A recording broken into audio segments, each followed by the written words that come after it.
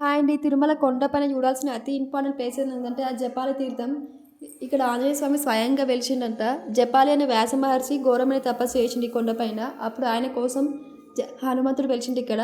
మనం ఇంట్లో హనుమంతుని మొక్కుతూనే మనకి భూత పేత ఆర్థిక ఆరోగ్య సమస్యలు ఉంటే పోతాయి. అలాంటిది ఆయన స్వయంగా వెలిసిన ప్లేస్ కాబట్టి నేను దర్శించుకుంటే మన పాపాలను తొలగి మన పోతాయంట. దాని కొండపై ఎక్కినప్పుడు కోతులు మాత్రం చాలా ఉన్నాయండి. బ్యూటిఫుల్ నేచర్ అసలు ఎంత బాగుంది అసలు అంటే పచ్చని చెట్ల మధ్య జర్నీ అయితే మన కొండపైకి ఎక్కుతుంటే ఇక్కడ మామిడికాయలు చాలా అమ్ముతురు.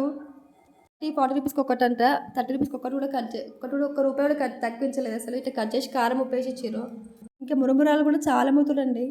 రాముడు అరణ్యవాసం అనంతరం సీతాదేవితో అయోధ్యకు వెళ్తున్నప్పుడు ఇక్కడే స్నానం ఆచరించిందంట. ఆంజనేయుడు ఒక చేతిలో గద పెట్టుకొని సింధూరంతో అందంగా అలంకరించబడ్డాడు. నిజంగా చూడడానికి చాలా బాగుందండి. 60 ఇయర్ పేస్ ఉన్న వాళ్ళు, మోకాలు నొప్పున్న వాళ్ళు కొండపై ఎక్కడం కొంచెం జాగ్రత్తగా ఎక్కండి.